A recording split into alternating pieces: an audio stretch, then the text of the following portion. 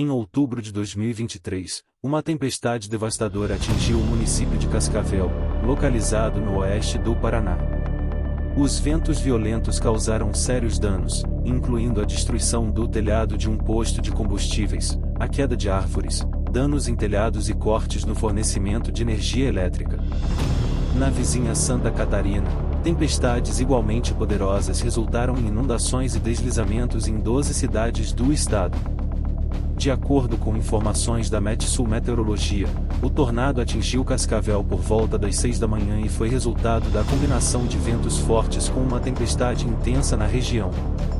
Evidências indicam claramente a passagem de um tornado na área urbana do município paranaense, cuja severidade dos estragos é consistente com um tornado de categoria 1, com ventos atingindo ou excedendo 200 km por hora. A escala de classificação de tornados vai até 5.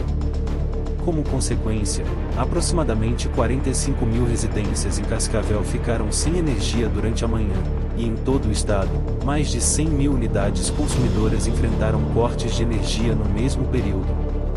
A prefeitura divulgou um boletim informando que realizou 200 atendimentos de emergência, 315 atendimentos residenciais e distribuiu 19 mil metros quadrados de lonas. Além disso, foram registrados 104 casos de remoção de árvores, galhos e desobstrução de vias. Outros danos incluíram a queda de árvores, postes e fios durante a passagem do tornado, bem como o destelhamento de várias propriedades. A Defesa Civil local estabeleceu uma base para a distribuição de lonas na cidade. A Metsul havia emitido alertas sobre as ondas de tempestades que atingiriam os estados do Paraná, Santa Catarina e Rio Grande do Sul. Enquanto você está à janela, observando um céu repleto de nuvens escuras que derramam chuva e granizo, algo surpreendente acontece e uma coluna cinzenta retorcida se projeta da nuvem. Inicialmente, paira no ar, suspensa acima do solo, mas logo toca o chão. Nesse momento, a escuridão aumenta à medida que ela acumula sujeira e destroços. Se tiver sorte, encontrará abrigo antes de testemunhar o gigantesco redemoinho que arrasta consigo animais, carros e edifícios. Essa realidade impactante pode ocorrer em qualquer lugar do mundo. Contudo, em grande parte, a maioria dos tornados se forma nos Estados Unidos, superando a soma dos tornados anuais em todos os outros países do mundo. Além disso, os Estados Unidos são o único país que regularmente enfrenta tornados classificados como violentos, os quais resultam no maior número de fatalidades. Anualmente, mais de 1.000 tornados são registrados nos Estados Unidos, resultando, em média, em cerca de 80 vítimas. No entanto, em alguns anos, a situação é muito pior, como ocorreu em 2011. O supersurto de 2011 foi o maior, mais custoso e um dos mais mortíferos surtos de tornados já registrados, afetando o sul, centro-oeste e nordeste dos Estados Unidos entre 25 e 28 de abril. Esse surto causou aproximadamente 12 bilhões de dólares em danos e resultou na morte de cerca de 321 pessoas. As fatalidades em decorrência de tornados ocorrem quando indivíduos são apanhados por ventos fortes ou atingidos por grandes fragmentos de destroços em movimento. Embora a taxa de mortalidade tenha diminuído consideravelmente em relação ao início do século XX, a imprevisibilidade inerente aos tornados torna sua previsão um dos desafios mais complexos da meteorologia. Atualmente, os alertas de tornados oferecem apenas uma média de 8,4 minutos de antecedência, um período crítico quando se trata da segurança da vida e bens. Compreender por que alguns tornados se tornam tão destrutivos e quão grandes podem se tornar é uma questão fundamental. Além disso, o conhecimento sobre como os tornados se formam é crucial para o desenvolvimento de modelos de previsão aprimorados. Alguns cientistas arriscam suas vidas ao se aproximarem dessas tempestades violentas na busca de uma compreensão mais profunda do que ocorre dentro e ao redor dos tornados. A maioria dos tornados tem origem em supercélulas, que são tempestades com uma corrente ascendente rotativa persistente em seu núcleo. As supercélulas se formam devido a um conjunto específico de condições de vento, quando a velocidade e direção do vento variam em diferentes altitudes, criando um fenômeno conhecido como cisalhamento do vento. Quando o vento próximo ao solo sopra em uma direção e o vento em altitudes mais elevadas sopra em outra direção, pode ocorrer a formação de um tubo de ar horizontal. À medida que o ar quente e úmido sobe e o ar frio desce, esse tubo horizontal rotativo pode ser empurrado para ficar na vertical, formando um vórtice ou mesociclone com um diâmetro de 5 a 20 km. Nesse ponto, a tempestade começa a girar e a supercélula está formada. Próximo ao solo, o mesociclone pode se estreitar devido à forte corrente ascendente, um processo chamado alongamento do vórtice, acelerando a rotação. Isso dá origem à nuvem funil. A corrente descendente traz a rotação até o solo, e assim nasce um tornado. Nos Estados Unidos, as áreas que estão entre o ar quente e úmido do Golfo do México e o ar frio e seco proveniente das montanhas rochosas ou do alto deserto no sudoeste apresentam um cisalhamento do vento consistente, tornando-se locais propensos à formação de tornados severos. No entanto, essa é apenas uma abordagem aproximada para a compreensão desses fenômenos. As condições ideais para a formação de tornados ainda são um enigma. Na busca por respostas, em 1995, o Laboratório Nacional de Tempestades Severas da NOAA lançou o projeto Vortex, ou seja, verificação das origens da rotação no experimento Tornados. Ao longo dos anos, várias iterações foram realizadas, com a mais notável sendo o Vortex 2, em 2009. Este projeto envolveu mais de 100 cientistas que usaram equipamentos de última geração para analisar medições meteorológicas em torno de tempestades supercelulares. Essas investigações ocorreram em uma extensão de 16 mil quilômetros pelo sul e centro dos Estados Unidos, uma região conhecida como o Beco dos Tornados. Durante um mês, eles coletaram dados de 11 tempestades supercelulares, incluindo uma que gerou um tornado supercelular. Os resultados indicaram que a formação de tornados está associada a diferenças de temperatura nas bordas do ar giratório. No entanto, isso nem sempre é o caso, já que modelos matemáticos e observações da vida real demonstraram que tornados podem se formar mesmo com pequenas variações de temperatura. Portanto, ainda há muito a ser desvendado sobre os mecanismos de formação de tornados. A dissipação de tornados também é um tópico em debate entre os cientistas. Geralmente, um tornado termina quando perde sua fonte de instabilidade, como calor ou umidade, ou quando sua vorticidade enfraquece. Isso pode ocorrer ao encontrar um fluxo de vento frio de uma tempestade, conhecido como saída.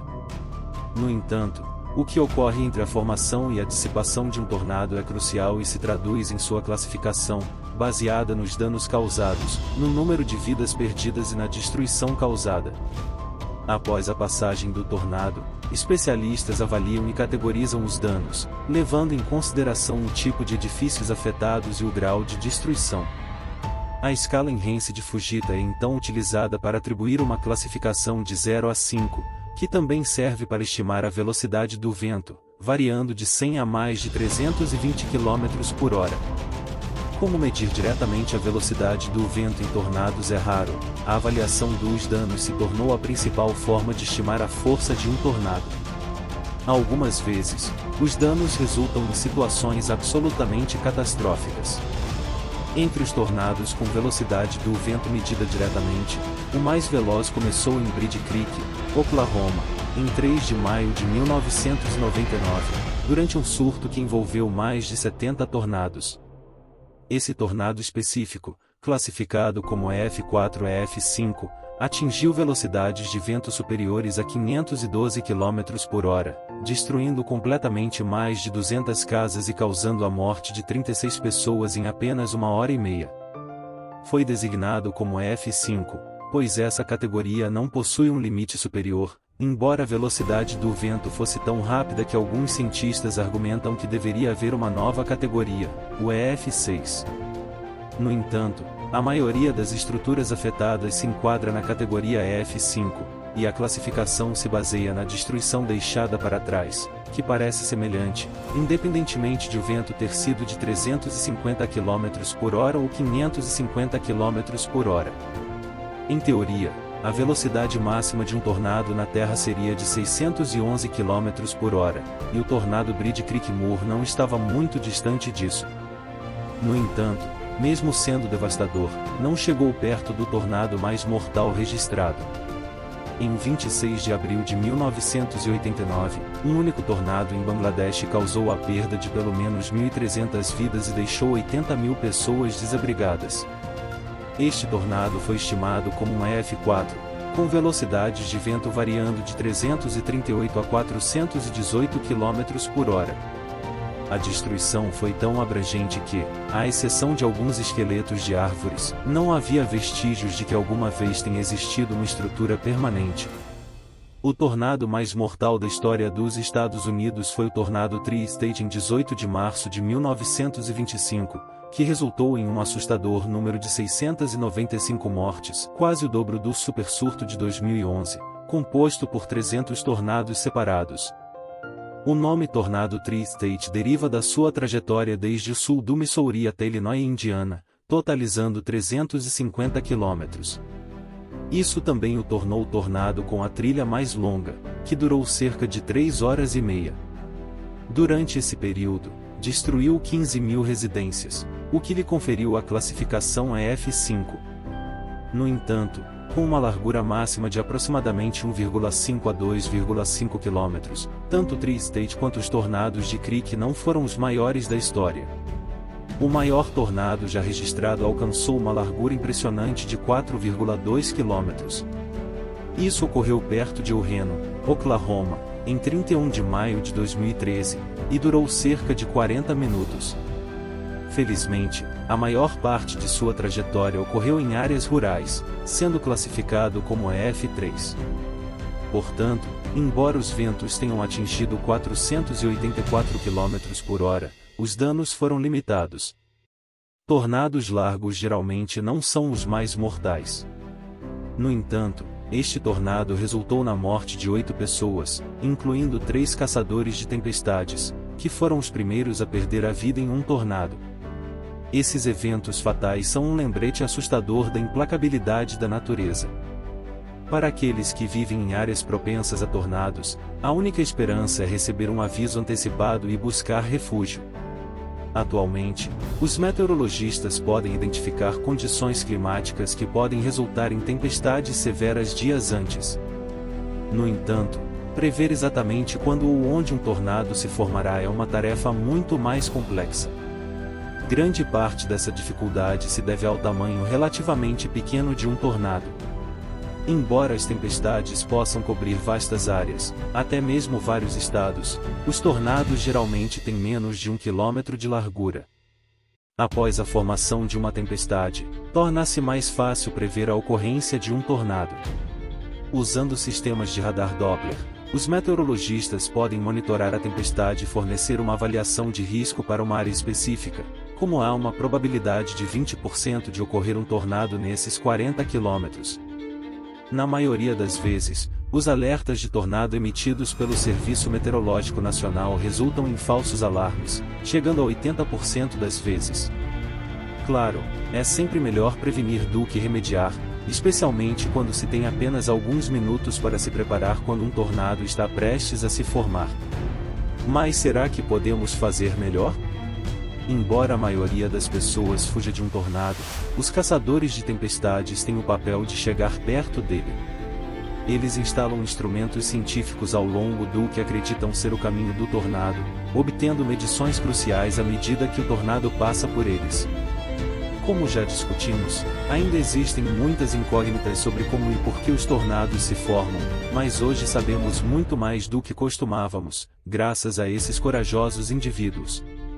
A maioria deles são meteorologistas, incluindo um dos caçadores de tempestades que perdeu a vida no tornado Orreno. Seu nome era Tim Samaras e ele era extremamente apaixonado por seu trabalho. Certa vez, ele afirmou que uma medição feita dentro de um tornado é especialmente crucial, pois fornece dados sobre os 10 metros mais próximos do solo, onde se encontram casas, veículos e pessoas. Outros cientistas concordaram que as condições em rápida mudança perto do solo podem ser o que controla a formação de um tornado. Esses dados não apenas podem ajudar os cientistas a compreender melhor os tornados, mas também a melhorar suas previsões e a projetar estruturas capazes de resistir a ventos intensos. Claro, não é tarefa fácil criar um instrumento técnico que possa resistir a esses ventos. Essa missão costumava ser um desafio insuperável para os cientistas. No entanto, tudo mudou em 7 de maio de 2002, quando Samaras lançou uma sonda de seu próprio projeto que resistiu a um impacto direto de um tornado EF3. Ela registrou variações na pressão atmosférica, velocidade e direção do vento, temperatura do ar e umidade relativa.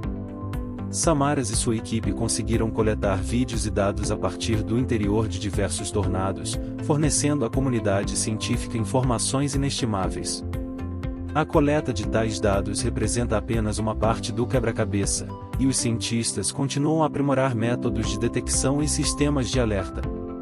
Isso inclui a adoção de novos tipos de tecnologia de radar, como o radar de matriz de fase, capaz de varrer o céu em menos de 1 minuto, 5 vezes mais rápido do que os sistemas de radar convencionais.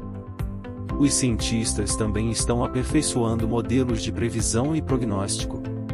Eles utilizam informações meteorológicas e de radar atuais para simular as condições atmosféricas futuras.